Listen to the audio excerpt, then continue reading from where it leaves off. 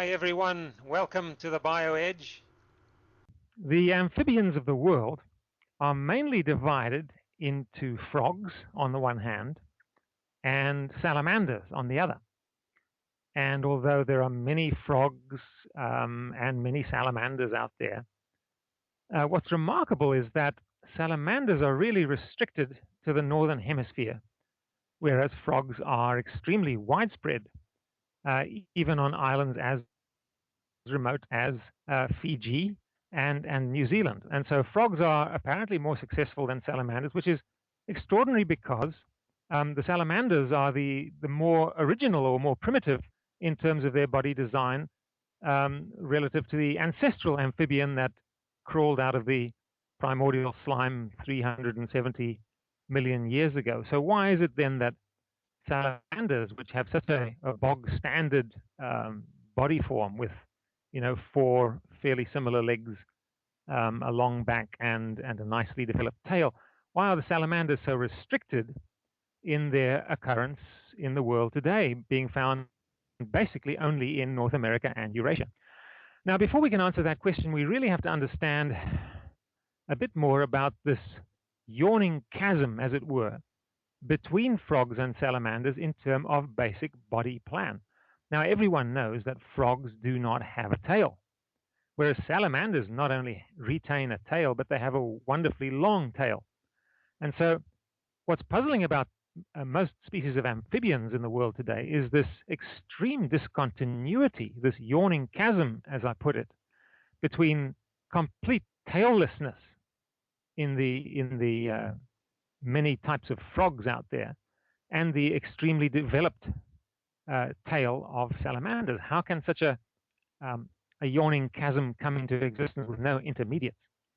And it would seem that even though there may be niches for a salamander-like amphibian on some of the southern continents, such as Patagonia and Tasmania, the frogs have not been able to re-evolve a tail to become salamander-like, simply because all frogs seem, ostensibly, to be so evolutionarily committed to taillessness that there's no going back, there's no way that they can re-evolve a tail.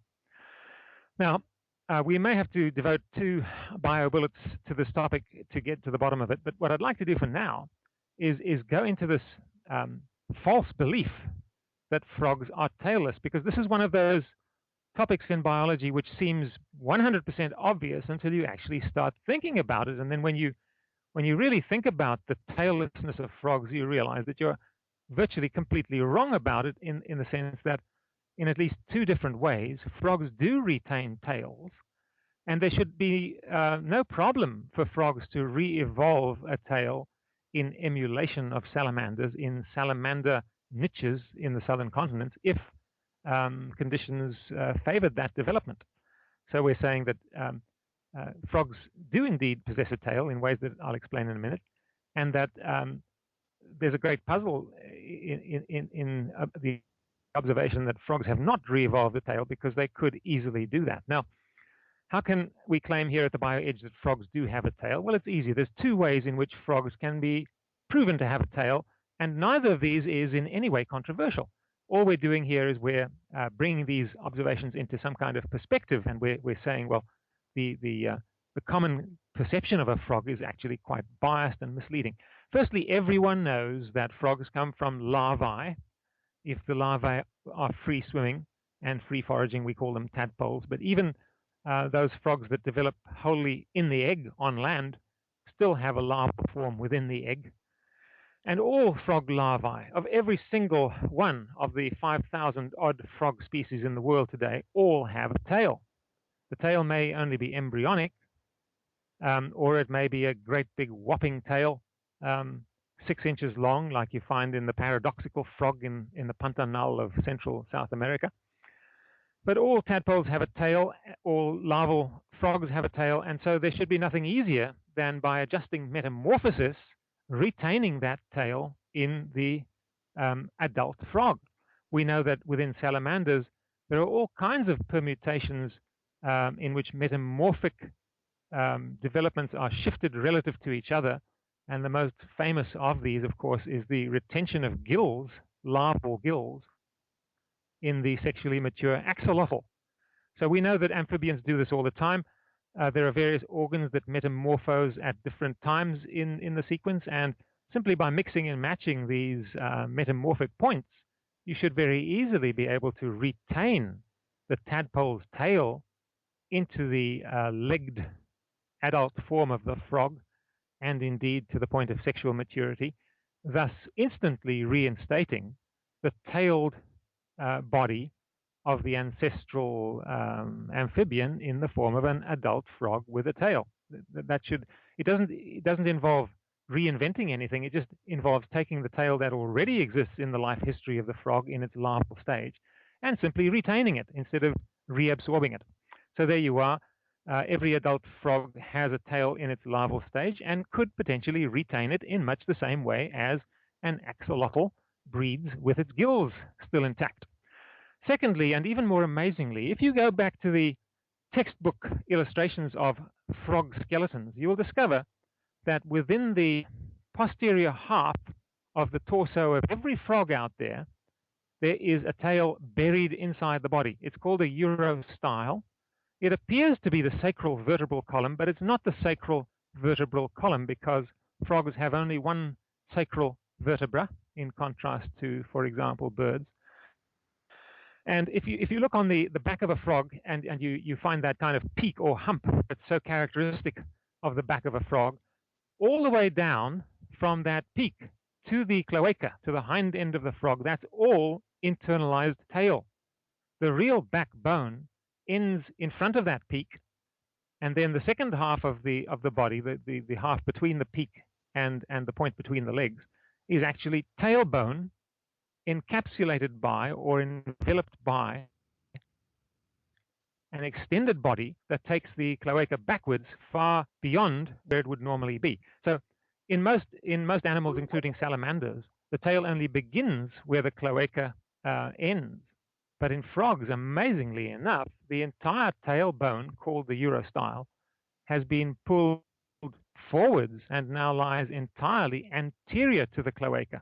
So to put this in the crudest of possible terms, the tail has been withdrawn right into the body in frogs by the cloaca being drawn rearwards, far beyond its normal position, thus drawing the body over the tail. And so, amazingly enough, all adult frogs actually retain a tail skeleton called the urostyle, which is about as long as the whole head. It's a very substantial tail. It's far bigger proportionately than, for example, the coccyx of a human. We're not talking about a rudimentary tail. We're just talking about a buried tail. And of course, the reason why the tail is buried in the form of a rigid strut called the urostyle in frogs is that this is a wonderful way of producing the specialized pelvic girdle that frogs use in order to leap and hop. So now we've established that even after metamorphosis, even after the consumption, as it were, the auto-consumption of the posterior part of the tail of the tadpole as it metamorphoses, there's another process going on during metamorphosis, which is not often appreciated, and that is that the anterior half of the tail is not resorbed and used up. It doesn't disappear at all. It's merely rearranged, a little bit like the innards of a caterpillar are rearranged to form an imago butterfly.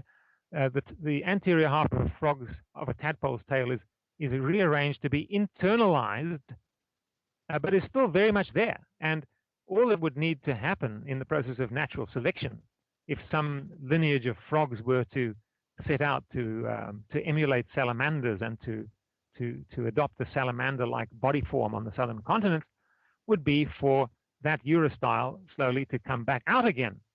And so what we've established then is that frogs have at least two options for reinstating their tail, because they have a tail in at least two places in their life history. They have the larval tail, which they could simply keep in adulthood, and they have the adult buried tail, which they could simply exhume and project again beyond the cloaca in the form of a visible articulating tail. And so it's far from the truth to say that frogs are tailless. They are not tailless at all. They simply appear to lack a tail in the adult form. And so the puzzle of a lack of salamanders in half of the world and a failure of the frogs to re-evolve a tail in emulation of salamanders in those salamanderless places is a real biological puzzle, a wonderfully juicy biological puzzle that really deserves to have the finest minds applied to it. Why do we not have salamanders in Patagonia? And more interestingly, why do we not have frogs that have re-evolved into salamander-like forms in Patagonia? Because from what I've just told you about the hidden tails of frogs, there should be no phylogenetic impediment to that at all, given that frogs have been wonderfully phylogenetically plastic and genetically malleable in radiating out into more than 50 different families in all the continents of the world. And with that delicious thought, we'll leave you and looking forward to seeing you next time at the BioEdge. And it's bye for now.